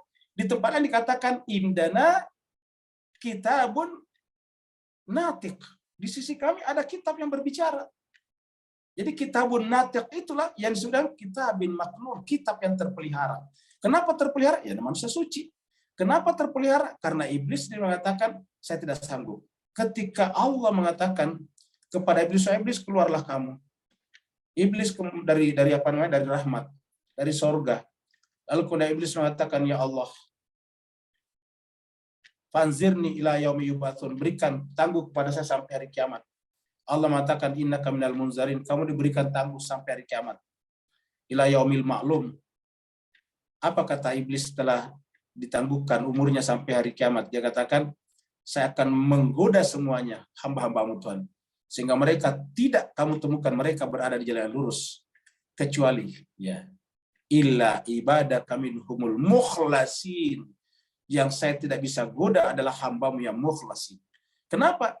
Karena instrumen tools yang digunakan iblis menggoda kita adalah nar, bukan nur. Iblis paling takut kepada nur, maka yang digunakan adalah nar. Nah, sedangkan kita katakan tadi, insan suci, manusia suci, itu tidak ada lagi nar pada di jiwanya, yang ada adalah nur. Maka itu yang sudah terjaga. Fi kitabim maknun. Kata-kata maknun ini terjaga, terpelihara dengan baik, sama atau setimbang maknanya dengan kata-kata maksum. Jadi maknun, maksum, mukhlasin, kemudian menjadi mutahhirun, muqarrabin, itu sama nantinya. Itu juga. Fi kitabim maknun. Di sebuah kitab yang terjaga dengan baik. Kita lihat lagi ayat berikutnya. Ini kita mundur dulu ke surat yang lain. Ini kita pernah bahas tentang al-maknun di ayat lain. Ya, ini juga kita temukan maknun ini di mana? Di surat ini, di surat Al-Waqi ayat 23. Ya, coba kita lihat. Ketika kita berbicara tentang mutiara al-lu'lu, al-maknun juga. Ya, jadi dia aslinya ini jemaah sekalian, dari mana? Dari dalam sini terjaga dengan baik. Ya, dia terjaga dengan baik sehingga kemudian menjadilah mutiara. Jadi tadi kita lihat mutiara itu keluar dari dalam cangkang, di dalam cangkang ini. Dan ini terpelihara, nggak ada yang berani ngambil. Ya, ikan tidak bisa, dia akan dijepit. Lalu di mana mutiara ini berada? Satu, terjaga di dalam cangkangnya ini, shell ini. Tetapi kemudian di mana? Di dalam lautan. Di dalam samudra. Jadi siapa yang bisa mengambilnya? Yang mau menyelam. Di antara sekian miliar manusia, tidak banyak orang yang mau menyelam. Syarat untuk mencapainya harus menyelam. Menyelam di mana? Di kedalaman samudra. Apa itu samudra? Adalah jiwa-jiwa kita masing-masing. Ini surat Al-Waqiah dulu ya, sebelum kita ke ayat 23 dulu kita bahas. Jadi ka'amsalil lu'lu'il maknun, ini ayat masih surat Al-Waqiah. Surat ini, surat 26. Ini ka'amsalil lu'lu'il maknun. Jadi kitab yang terpelihara itu adalah seperti mutiara yang tersimpan di dalam cangkang tadi. Tidak bisa. Jadi Bapak bisa bayangkan mutiara itu kalau dia terkena misalnya polusi dia akan rusak. Tetapi kenapa tidak terkena polusi? Karena dia terpelihara dengan baik di dalam cangkang shell tadi itu. Ka'amsalil lu'lu'il maknun. Dia seperti mutiara yang tersimpan dengan baik. Dan itu bukan murni pemberian Tuhan saja, tetapi ada unsur kerja mereka juga. Jaza'an bima kanu ya'malun. Mereka telah menjaga dirinya dari kecil sampai kemudian mendapatkan wahyu itu. Jaza'an bima kanu ya'malun. Sementara kita tidak. Kita juga punya cangkang. Sebetulnya juga ada al-lu'lu dalam diri kita. Tetapi kita terlalu banyak berbicara, cangkangnya terlalu banyak menguap, menganga, sehingga kemudian masuklah air laut, masuklah polusi-polusi, akhirnya rusaklah itu si al-lu'luh. Sementara mereka tidak gampang berbicara. Mereka itu adalah terpelihara dengan baik. Kalau kita tidak terpelihara dengan baik, yang bukan urusan kita juga kita bicarakan. Ya. Urusan kita saya tidak semuanya harus dibicarakan kepada orang. Sekarang bahkan yang bukan urusan kita bicarakan karena kita terlalu banyak mencuap-cuap, akhirnya mutiara kita rusak. Bukan nur tapi berubah menjadi nar. Kita kembali tadi ke, nah ini dia juga sekalian.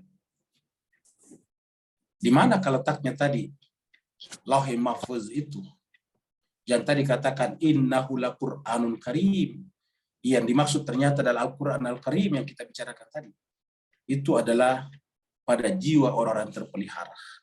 Yang terpelihara disebutkan di dalam Al-Qur'an innama yuridullah liyudhiba ankum rijsa ahlal bait wa yutahhirakum tatahira. Lalu diteruskan dengan keturunannya seperti doanya wa ja'alna lil muttaqina imama wa dzurriyyatina wa ja'alna lil muttaqina imama. Ini dah diantara gambaran-gambaran kurang lebih insan-insan yang terpelihara jiwanya. La yamassuhu, tidak akan bisa tersentuh illal mutahharun, kecuali orang yang tersucikan. Jadi sebetulnya yang namanya Quran itu sudah ada pada jiwa kita semuanya. Loh, kenapa bisa? Allah mengatakan fitrat Allah allati fataran nasalih. Tapi kita tidak mampu menyentuhnya. Kenapa? Karena kita tidak mutahharun. Kita sudah terkontaminasi tadinya, kita tidak terpelihara. Sementara mereka tadi, seperti yang dikatakan dalam surat An-Najm, ma dhalla sahibukum wa ma gawa wa ma yantiqu anil hawa in huwa illa wahyun yuha la yamassu illal mutahharun. Nah, makanya semakin jelas bahwa itu sudah turun tanzilun min rabbil alamin. Turunnya di mana? Di dalam jiwa al-mutahharun. Jadi tanzilun min rabbil alamin, turun dari. Jadi ayat 80 ini menjelaskan bahwa itu sudah ada tanzilun min rabbil alamin. Tersimpan di mana? Di Lauhul Mahfuz. Di mana kalau Lauhul Mahfuz itu? Di dalam jiwa al-mutahharun. Jadi jemaah sekalian berbahagia, Lauhul Mahfuz itu sebetulnya mereka, dan jemaah sekalian kita pun kalau kita baca ayat ini, kita pun tidak akan bisa mencapai mereka kalau kita tidak punya niat yang suci. Karena kalau kita tidak punya niat yang suci, kita akan menentang al-mutahharun. Kita akan bersikap subjektif dan emosional. Sementara untuk mencapai mereka harus dengan sikap objektif dan rasional. Nah, mudah-mudahan Bapak Ibu sekalian, dengan kita terus-menerus membaca Al-Quran, karena kita adalah hamba yang lemah. Hamba yang sudah terlanjur kotor. Hamba yang telah terlanjur menghiasi jiwa kita dengan polusi-polusi. Dengan perbuatan dan kata-kata kita sendiri. Kita tidak memiliki kemampuan kecuali satu, Allah. Campur tangan dalam kehidupan kita. Itu yang kita minta, ihdinas siratal mustaqim, ya Allah. Pandulah kami, guide-lah kami. Karena kita sendiri sudah tidak mampu. Semoga dengan ayat Al-Quran yang kita baca, jemaah sekalian, Allah membukakan pintu-pintu hati kita. Allah membukakan pintu-pintu pikiran kita untuk mengenal siapakah al-mutahharun itu. Karena jelas la yamassu ilal mutahharun. Jadi kalau kita tidak melalui al-mutahharun, berarti yang kita sentuh bukan Al-Quran yang hakiki. Kita hanya sampai kepada mushafnya saja. Kita hanya sampai pada mushafnya. Sementara yang dikeluhkan dalam Al-Quran adalah bukan mushafnya, tetapi Al-Quran yang asli yang ada di sana, di dalam jiwa orang itu, di dalam jiwa manusia suci itu. Itu yang dikatakan dalam Al-Quran, ya Rabbi, inna qaumi ittakhadhu hadzal Qur'ana mahjura. Mereka terjauh daripada ini karena kita selalu melihat dengan kacamata subjektif dan emosional, bukan dengan kacamata objektif dan rasional. Apabila kita melihat dengan kacamata subjektif saja, maka kita harus melihat sesuatu yang sama dengan diri kita, kelompok kita, pendapat kita sebelumnya.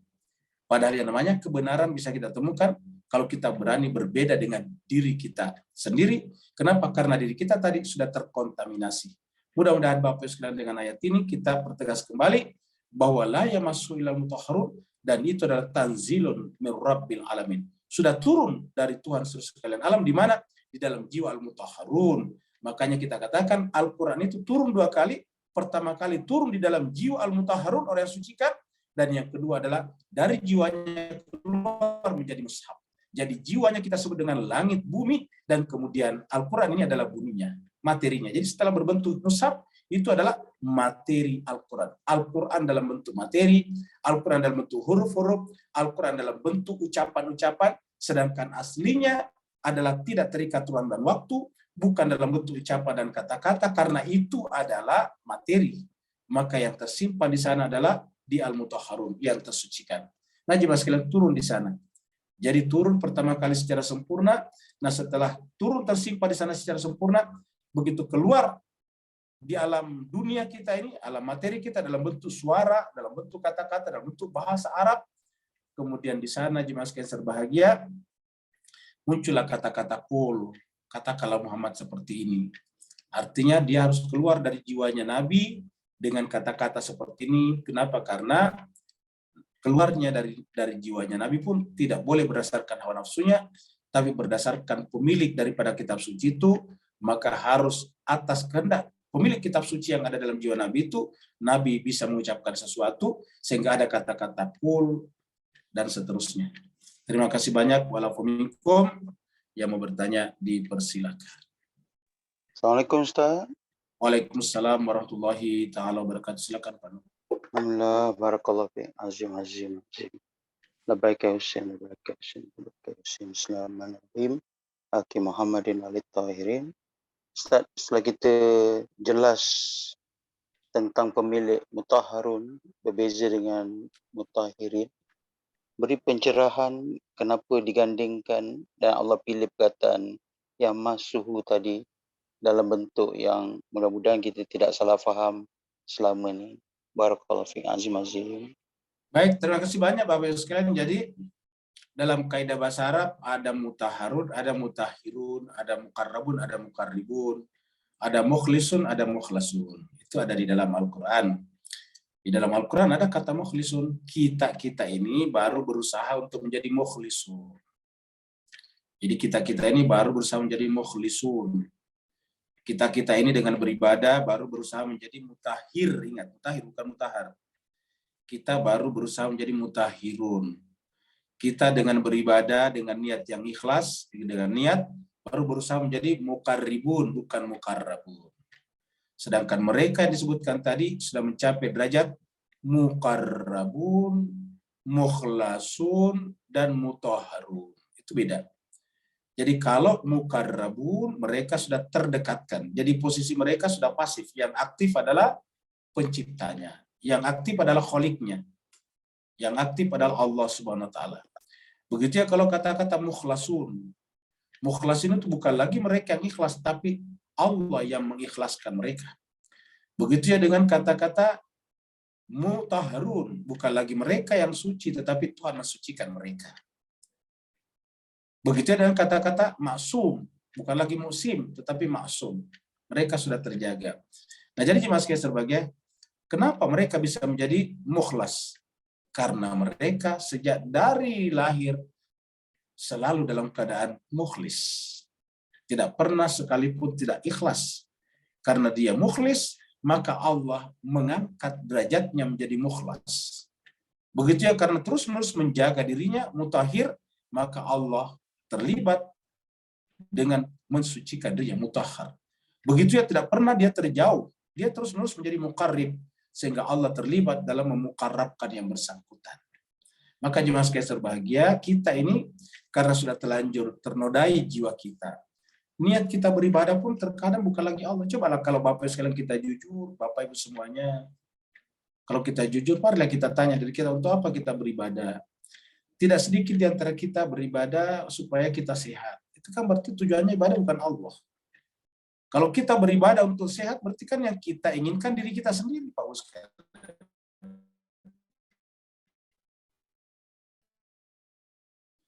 Kita beribadah kapan untuk Allah? Ya. Kita beribadah kepada Allah supaya Allah angkat masalah kita. Kan berarti diri kita, lagi-lagi diri kita. Jadi beribadah kita, melakukan zikir kita, bahkan baca Quran kita, tetapi tetap yang menjadi pusat gravitasi emosional kita adalah diri kita, ego kita. Nah itu sebabnya jemaah sekalian sebagai bagaimana caranya kita bisa hilang, bagaimana bisa kita fana. Sementara setiap kita beribadah membesarkan diri kita, membesarkan ego kita, membesarkan aku kita. Padahal aku kita masing-masing ini tidak ada, yang ada akunya Allah. Sehingga aku kita harus dihilangkan, dinihilkan, dieliminir. Sehingga yang tersisa hanya akunya Allah SWT. Karena Allah berkata kepada Musa, Musa innani ana Allah, la ilaha illa ana. Tidak boleh ada anak lain selain daripada anakku. Maka seluruh keakuan kita harus lebur, harus fana di dalam satu saja aku, yaitu akunya Allah.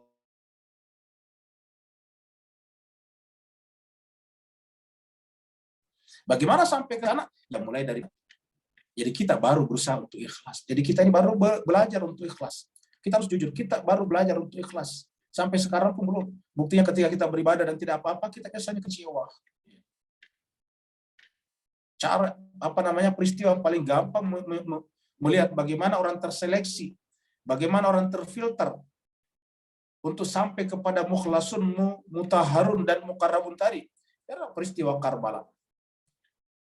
Orang-orang yang tadinya mengaku berbaiat menerima Imam Hussein datang ke Kufa, yang puluhan ribu orang itu, yang 12.000 tanda tangan itu adalah orang yang mengaku mukhlis, yang mengaku mutahhir. Ingat, bukan mutahhar, mutahhir, muqarrib, bukan muqarrab. Tetapi apakah benar mereka bisa mencapai derajat orang muqarrab? Bukan dirinya saja, tapi mencapai, menyatu dengan muqarrab. Bismillah. Ketika kemudian kepentingan pribadinya diancam, mereka kemudian kelihatan. Jadi jemaah sekalian, kita semuanya bisa mengaku sebagai orang yang menjadi pengikut orang suci dalam keadaan normal, dalam keadaan belum ada ancaman. Belum ada ancaman terhadap kepentingan nyawa kita.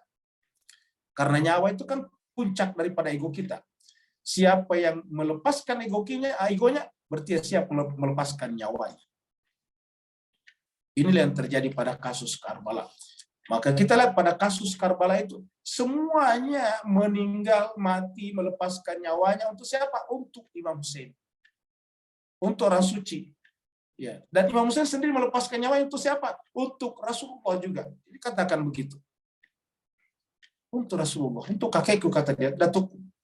Jadi semua adalah orang-orang yang melepaskan egonya, kepentingan pribadinya untuk yang lebih tinggi. Nabi Muhammad kita begitu juga, melepaskan dia untuk apa? Untuk Tuhannya, untuk Khaliknya. Jadi beragama itu artinya apa? Memfanakan, meniadakan seluruh unsur ego kita. Sehingga yang ada hanya Allah SWT. Cuma kita ini tidak mampu langsung ke sana, maka melalui insan-insan suci yang Allah utus kepada kita. Dan memang itulah diantara tujuan penting daripada pemilihan Rasul Nabi oleh Allah Subhanahu wa Ta'ala, sehingga Nabi dan Rasul itu bukan pilihan manusia tapi pilihan Allah Subhanahu wa Ta'ala.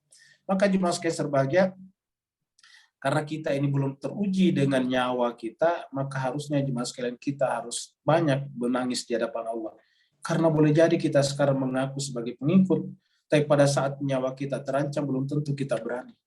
Itulah sebabnya bagaimana caranya menyampaikan ini? Ya kita selalu baca doa kumail pada malam Jumat. Disitulah kita mengungkapkan jemaah sekalian betapa kita dikalahkan sebetulnya hawa nafsu kita. Ya. Coba baca doa malam Jumat di situ. Doa malam Jumat itu mengungkapkan kepada kita bahwa kita ini dikalahkan oleh hawa nafsu kita, Bapak Ibu sekalian. Ya, jadi jemaah sekalian, saya bacakan sedikit penggalan-penggalan daripada doa malam Jumat kita. Ya, kalau Bapak Ibu sekalian bisa bukakan doa malam Jumat. Jadi kalau kita baca doa malam Jumat, kalau biasanya kalau malam Jumat kita baca doa jemaah sekalian ya. Belum baca mail itu ada. Nah, nanti di bawahnya itu ada kata-kata gini. Ilahi kalbi mahjub. Wahai Tuhanku, kalbuku mahjub. Apa itu mahjub? Terhijab. Wa nafsi ma'yub. Dan nafs jiwaku ma'yub, teraibi, ternodai oleh aib. Wa aqli maghlub, dan akalku terkalahkan. Wa hawa'i ghalib, dan hawa nafsu pula yang menang. Ini kita sampaikan kepada Allah di dalam setiap malam Jumat. Wa ta'ati qalil, dan ketaatanku ya Allah sangat sedikit. Wa maksiati katsir, dan maksiat pula yang banyak ya Allah. Walisani muqirrum bidzunub, dan lisanku sangat banyak dinodai oleh perbuatan dosa. Fakaifa hailati ya satharu uyub. Maka bagaimana saya bisa sampai kepada ya Allah kalau saya tidak mampu menutupi aib-aib ini? Coba di antara doa kita jemaah sekalian. Maka oleh sebab itulah selalu kita mengatakan dalam beragama kita, apa yang kita lakukan? Tashihun niyah, memperbaiki niat kita. Dan di antara cara memperbaiki niat kita adalah mengaku bahwa kita sebetulnya masih sangat kotor. Nah, makanya perlu kita membaca doa kumail setiap malam Jumat. Karena di dalam doa kumail itu kita menyatakan ketidakmampuan kita. Dosa kita yang memenuhi langit. Dosa kita yang menghalangi terjawabnya doa. Dosa kita yang mengundang bencana dan seterusnya. Jadi inilah jemaah sekalian, supaya kita bersikap tawadhu, bersikap tadarruk di hadapan Allah SWT. Berikutnya lagi. Di chatroom ada pertanyaan dari Pak Burhan dan Assalamualaikum Ustaz. Waalaikumsalam warahmatullahi wabarakatuh. Silakan dulu. Insyaallah. Ustaz, kalau di karena tadi Ustaz sudah terangkan ayat-ayat itu, ya kita itu terlalu kotor, makanya ada ayat yang mengatakan berpegang teguhlah kepada tali-tali Allah. Maksudnya di peristiwa Karbala aja, orang berpegang teguh itu orang sudah sudah diuji gitu ya, Ustaz. Sudah diuji dengan cobaan-cobaan supaya mereka tetap teguh pada tali Allah, seperti penolong Imam Hussein. Apakah gitu Ustaz? Kayaknya kita nggak. Ya, saya kira betul Bu Heri. Jadi ya, saya kira betul. Jadi artinya bahwa yang namanya Karbala itu adalah mawaqi, tempat kejadian. Jadi dalam mawaqi tadi ada kata-kata mawaqi. Tempat kejadian di mana pada saat itu terbukti bahwa mereka yang ada di sana benar-benar telah melepaskan egonya 100%. Puncak ini makanya kan di malam 10 Muharram itu kan Imam Hussein mengumpulkan mereka semuanya. Itu sebetulnya lagi-lagi ujian sebetulnya Allah melalui Imam Hussein. Jadi ini kan sedikit yang sampai di Karbala, cuma sekitar 70-an orang. Kita tahu yang dari Kufa yang tadinya 12.000 itu, yang datang ke Karbala itu cuma 2-3 orang atau berapa orang lah yang bersama dengan Muslim bin Aus saja itu. Ya.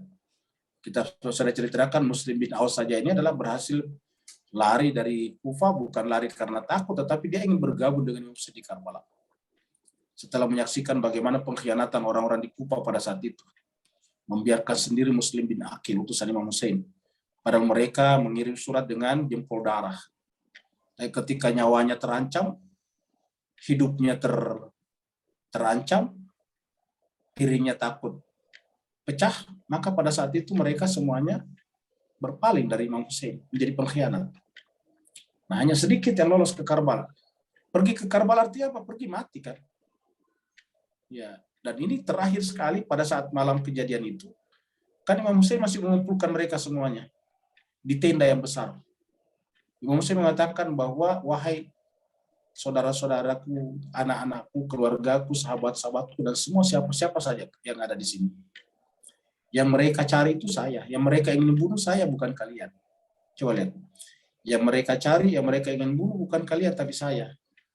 Oleh sebab itulah, karena yang mereka cari bukan kalian, tapi saya persilahkan kalian. Saya melepaskan baiat kalian kepada saya. Artinya saya ikhlas. Kalian pergi sajalah, menyelamatkan diri masing-masing. Biarlah saya tinggal di sini seorang diri. Karena toh mereka sudah puas kalau mereka membunuh saya. Biarlah saya seorang diri di sini. Pergilah kalian, ini malam terakhir. Mumpung masih gelap, mereka tertidur lelap, maka mengendap-endaplah pergi mencari tempat yang paling aman bagi kalian. Pertanyaannya, adakah di antara mereka yang pergi? Jawabannya tidak ada. Ini lagi ujian terakhir. Maka mereka semuanya menangis dan berkata, wahai Imam, bagaimana mungkin kami pergi meninggalkan kamu? Seorang diri, kami pergi mencari hidup. Apa nanti kata kami di hadapan Rasulullah? Ketika kami nanti sampai ke sana dan meninggalkan kamu di sini. Sementara kemuliaan manusia itu bukan pada selamatnya nyawanya, tetapi selamatnya kebenaran. Selamatnya engkau, wahai Imam Hussein, karena engkau adalah representasi daripada Rasulullah. Apa nanti kata-kata kami di hadapan Rasulullah? Apa kata kami di hadapan Allah? Tidak ada kemuliaan tanpa bersama dengan kamu. Tidak ada kemuliaan tanpa bersama dengan kebenaran. Tidak ada kemuliaan tanpa bersama dengan Rasul dan Allah. Coba lihat di Mas Kaiser bahagia. Maka mereka tidak ada yang pergi. Padahal ini beri kesempatan. Pergilah, carilah tempat untuk lari. Carilah tempat untuk berlindung. Toh yang mereka cari bukan kalian, tapi saya. Tetapi tak satu pun di antara mereka yang meninggalkan Al-Husain pada saat itu. Ini menunjukkan mereka adalah orang-orang yang teruji pada saat itu. Ini contoh orang yang berhasil memfanakan dirinya, memfanakan ego pribadinya, memfanakan akunya, sehingga yang ada hanya akunya Allah saja. Tidak ada lagi pada dirinya, pada jiwanya selain daripada kebenaran. Seperti kata Sayyidah Zainab, dia katakan wa ma ra'aitu illa jamila. Kenapa menggunakan kata jamila? Karena keindahan itu karena kebenaran itu keindahan. Tidak ada keindahan tanpa kebenaran. Setiap keindahan tanpa kebenaran itu adalah keindahan palsu. Itu adalah fake beautiful. Itu adalah keindahan yang semu, palsu. Keindahan sejati adalah keindahan yang melekat tak terpisahkan dengan kebenaran. Nah, hanya dengan bersama dengan kebenaran itulah kita akan merasakan keindahan. Makanya di dalam Al-Quran kenapa berbicara tentang surga itu keindahan? Karena keindahan itu adalah kebenaran. Begitu. Jemaah sekalian, kalau tidak ada lagi kita tutup dan kita berdoa. Ada di chatroom ada pertanyaan dari Pak Burhan. Jemaah sekalian, kita di chatroom dulu lihat. Dan permintaan doa. Nah, sekarang kita pertama dari Pak Burhan ya. Nanti Bu Alpan ada ibunya juga kita doakan ya. Yang pertama dari Pak Burhan ya. Al-Quran menuntun kita untuk ke arah kedamaian, kesuksesan dan akhirat. Ya, saya kira benar. Jadi Al-Quran datang untuk memberikan kepada kita hakikat kebahagiaan, hakikat kedamaian, hakikat kesuksesan. Setiap kedamaian, kesuksesan, dan kebahagiaan yang tidak menyatu dengan kebenaran al-haq, maka itu adalah kedamaian, kesuksesan, dan kebahagiaan yang sifatnya tadi semu. Jadi hanya kedamaian, kesuksesan, dan kebahagiaan yang menyatu dengan al-haq, kebenaran itulah yang merupakan kedamaian, kesuksesan, dan kebahagiaan sejati. Lihatlah, kita lihat di beberapa negara awalnya damai, tapi begitu ada sedikit tersinggung bisa terjadi perang di antara mereka dan memporak-porandakan kota-kota dan negara yang mereka bangun selama ini dengan penuh keringat dan air mata. Bukan hanya kota-kota, tapi juga nyawa-nyawa korban satu persatu. Darah-darah tumpah di mana-mana. Apa sebabnya? Karena sifatnya semu. Sifatnya adalah tidak asli. Nah, jadi hanya dengan kedamaian, kesuksesan, dan kebahagiaanlah yang bersandar atau yang menyatu dengan kebenaran, yang merupakan kedamaian, kesuksesan, dan kebahagiaan asli. Dan ini yang namanya asli, dunia dan akhirat. Kapan saja. Di dunia, zahir dan batin. Dunia dan akhirat. Rasional dan emosional. Seperti itu. Oleh sebab itulah, apakah kita sudah sampai di sana? Setiap kita harus mencurigai diri kita. Belum sampai ke sana, sehingga perlu kita membaca doa-doa seperti doa malam Jumat tadinya. Berikutnya dari Nawawi. Quran telah diturunkan sekaligus ke dalam hati Nabi, betul ya. Dan Nabi SAW membacakannya kepada umatnya secara bertahap, betul sekali. Inilah yang turun secara bertahap. Ya. Apakah surat Al-Qiyamah 16-19 dapat dikatakan sebagai dalil turunnya Al-Quran secara bertahap? Jawabannya iya. Jadi tanpa kita membuka surat Al-Qiyamah, jadi Bapak Ibu sekalian, buka surat Al-Qiyamah, jadi surat Al-Qiyamah, atau lebih baik kita buka aja biar jelas ya. Al-Qiyamah surat 75 ayat 16-19 ya. Surat Al-Qiyamah itu adalah surat yang ke-75 ya. Jadi kita lihat dari 75. Ini mohon maaf internetnya agak lelet ya. 75 Al-Qiyamah 16-19. Ya. Nah, jadi inilah betul yang dikatakan tadi. Allah berfirman, la tuharrik bihi lisanaka litajala bihi. Jadi inilah yang dimaksud. Jadi sudah ada pada dirinya Nabi, tidak boleh keluar begitu saja. Ya, la tuharrik bihi lisanaka. Jadi karena kalau sudah keluar kan melalui lisan. Pada saat dia melalui lisan, berarti dia sudah berubah dari non materi menjadi materi. Dari alam malakut menjadi alam insani, alam nasuk. Jadi begitu melalui lisan. Bukan hanya Nabi, kita juga ilmu kita ketika belum melewati lidah itu di pikiran, dan itu adalah bersifat lauhi mahfuz, terjaga dalam pikiran kita. Jadi ilmu itu sebetulnya dalam pikiran kita cuma satu.